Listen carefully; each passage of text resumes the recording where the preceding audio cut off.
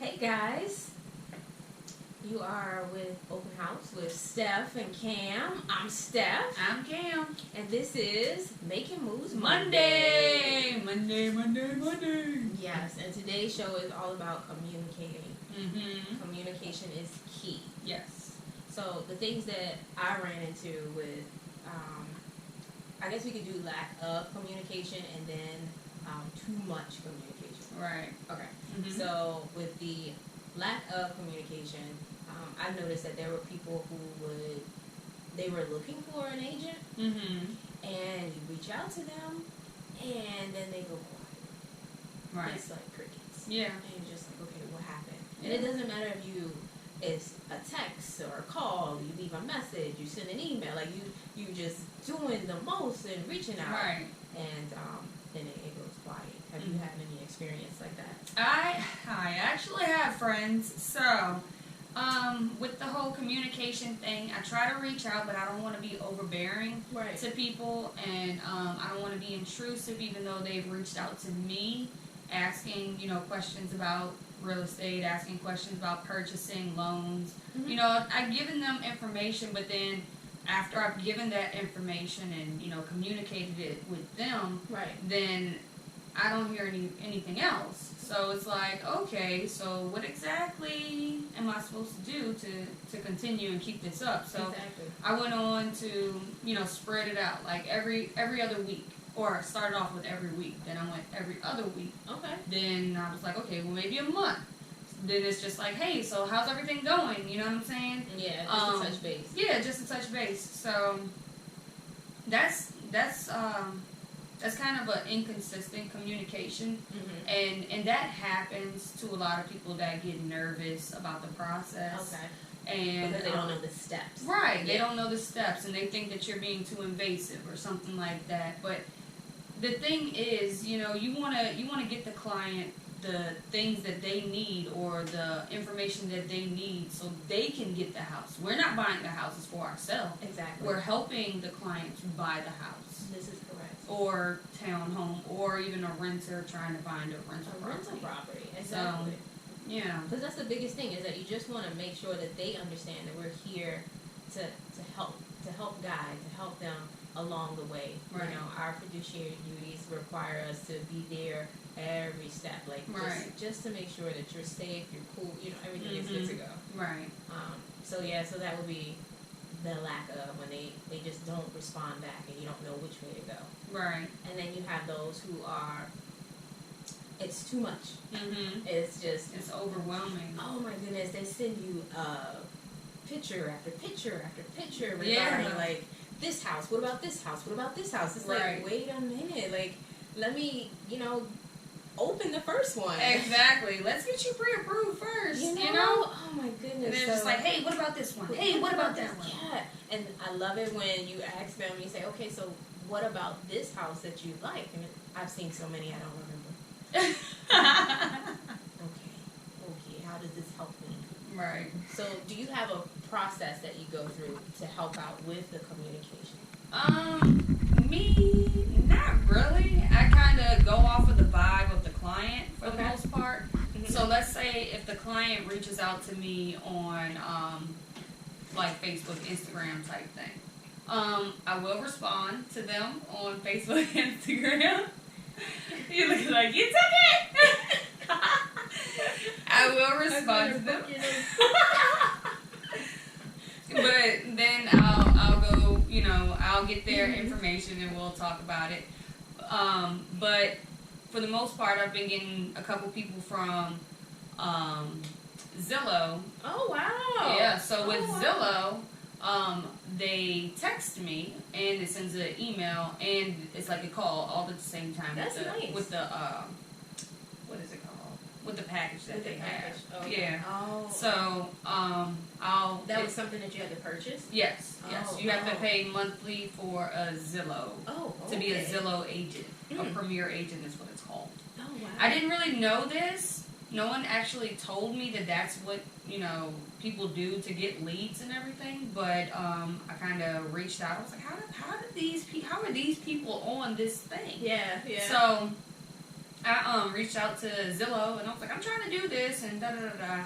Anyway, I did it. So you actually called them? I called Zillow. You reached out to Zillow. Yes. And they walked you through the steps. Yes. Of what to do. They helped me. He like applied for me. Oh wow. So that's what you have is like when you reach out to these people, they actually communicate. They communicated with me. You. Yeah. And they helped you. It was like a thing. Right. So that's awesome. It was amazing, but I answered the call, and okay, so when the potential client is interested in a home, right, they'll hit, speak to an agent or something like that, or text an agent or whichever. Mm-hmm. So I'm like, okay, cool. So when it calls you, the operator says, are you willing to talk to the agent now, or the client now, or do you want to send them a voicemail and you call them back? The quicker you communicate with them, the quicker you get a deal. Yeah. So it's like an assistant. Yeah. Secretary. Yeah, pretty much. That's nice. So for the most part, I talk to them and everything, and it's like, yeah, I really want to get this house. Okay, cool. So are you already pre-approved? So all of that's happening through the Zillow communication. So that is so awesome because it cuts out so much of the back and forth. Right. Yeah, that is nice.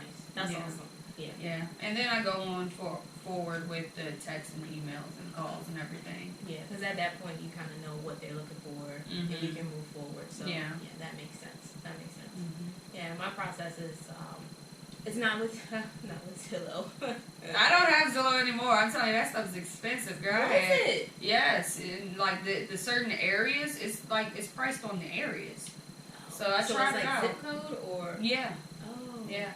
I tried it out and everything, but it's too rich for my blood. I'm still within my first year, child.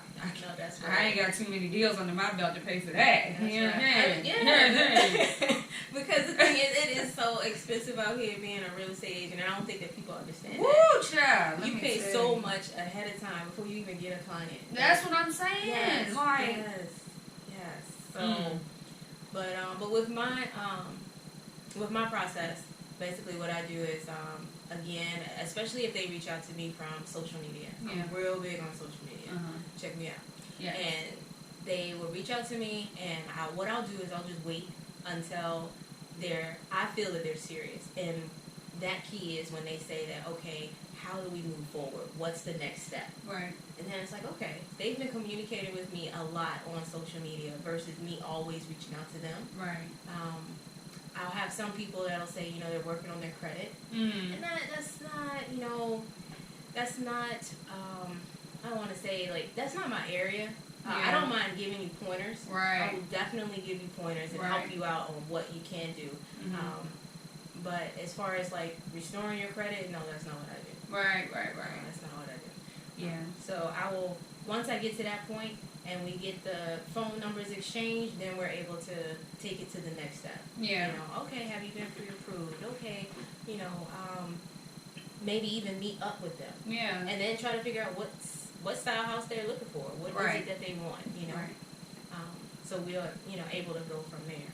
So that helps out on the communicating. Right. But my biggest thing is, I guess, is just keep talking to the agent. Right. If you had a situation where individual was looking for an agent, reached out to them, we communicated via text, I called, left a message, and then the next day when I reached out to them, hey, I tried reaching out to you, they were like, oh, I found somebody else. Oh, girl, isn't that heartbreaking? It's just like, well, you could have said that though. Yeah, that you were still looking. Yeah. I'm not locking it down right now. I'm still looking. I'm still weighing my options. Right. So we're not thinking that, all right, well, I'm all in, and I know this person's good, and they already got pre-approved, and da da da. And we're setting a lot of things in motion. We're thinking about stuff to buy them, and da da da. For the ending results. So it's exactly for the basket. Yeah.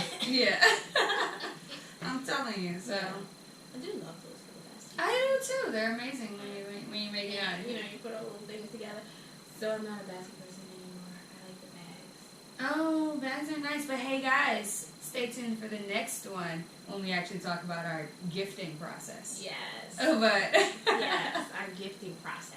Yes. So, how often do you feel like you should communicate with your buyer or seller? with the seller, I think, you know what? I'm gonna say with both of them, I communicate a lot. It's a relationship. Right. You get a chance to know them, what it is that they're looking for. The seller is they're in that transition from this is no longer going to be my home to okay, we gotta make new memories, but I don't want to leave these memories. Right. So you gotta be there for them and understand where they're coming from. Like that's their home. That has been their home. Right. Regardless if it's been a year. That has been their home. Like that's where they went. That's where they had all their birthday parties and so forth and so on. Yeah. So you got to understand where they're coming from. The buyer, they're new to it all. Even if they purchased a home before, I feel like it's still a new. It's a new step. It's a new process. It's a new environment for them. Exactly. It's a new environment, and nobody likes to be just thrown into something new, you know?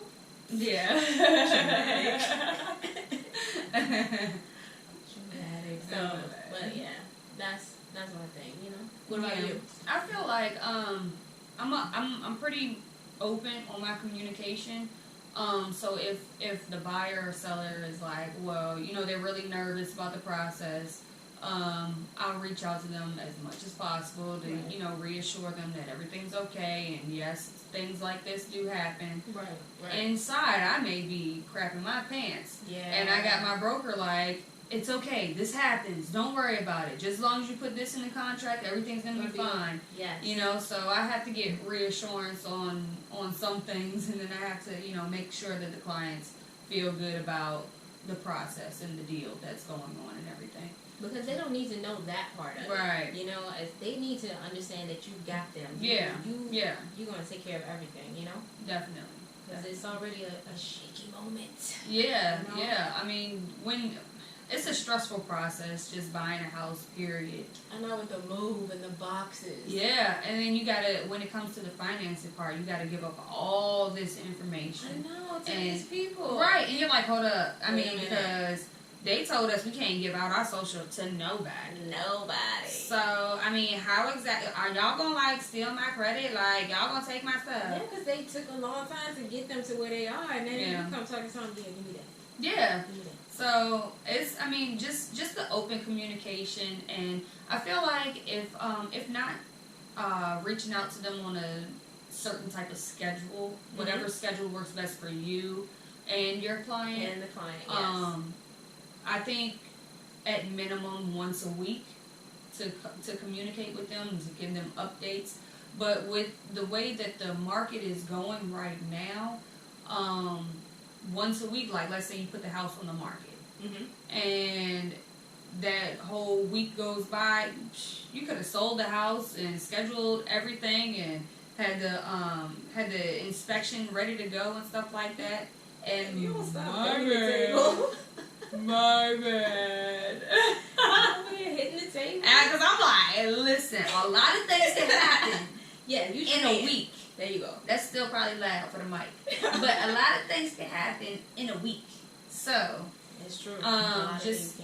Just open communication. When something else changes, call. If something changes with the buyer, the seller, the client, whatever, if it happens on their end, they need to call us. Right. Because we will be able to funnel them in the direction that they're supposed to go to be able to get the things done that needs to happen to have a smooth closing. No, that's true. A lot of people, they don't realize that the stuff that they know, they'll be like, no, I'm not going to tell them that I want to close on right before the 17th. I'm not going to tell them that. No, share that with us. Right. Or if we say, okay, it looks like closing is going to be around the 30th of the month, maybe even the 1st, you know, say something. Hey, you know, is there any way where we could close on, you know, the 15th? Let us try to see what we can do to help you out. Communicate. Right. That's the whole thing. If something changes where you decide that, hey, you know, I'm interested in, I don't know, getting my walls painted. I don't know, something. Right. Say something. You don't know who we know and how we could get that accomplished for you. Right. You know? Another thing. Yes. So, let's say... Yes, I love it. You thought of something. Yeah, I did. My brain, it started to work. Good. Okay. So, it's like, when a seller is trying to sell their home, they think that they have to do everything to fix it, to make it look beautiful, to put it on the market so they get the highest dollar for it. Right. Listen, sellers, you need to contact an agent, because the agent can then walk through. Hi guys. Yeah, that's us. Can then walk through your home and tell you what needs to be changed, what should be changed, what should not be changed, what you don't have to worry about. Right. So you can still get your highest dollar, or your highest profit on your home. Yeah. That it's not a lot of things, depending on the house, that you have to actually do. Whereas you think that it's a lot that you need to do. An agent might come in and say, "Oh, don't worry about that. We'll just take it back $1,000 or something like that." You know what I'm saying? No, you're right. It's a lot of things that if an agent walks through the home that we will be able to pick out. We'll be able to say, okay, this is where we need to put our attention, because we already know what buyers are looking for. Right. We know how to get the buyer in here, look at this home, this is what we got, and we're able to show it for you the way that it needs to be shown. Right. We can help you enhance the home without having to tear down walls and replace windows and all of this stuff. Like, the things that a homeowner is going to focus on may not be what the agent will focus on. Right. So. Yeah, and another thing is, let's say that things do need to be fixed or updated or upgraded or whichever, and the seller doesn't have the money to do that. Mm-hmm. We don't know what's going on your end, just like you don't know what we have going on our end. Right, and that's why we need to communicate. We need to talk so that we can know what it is that you have going on. What are you working on?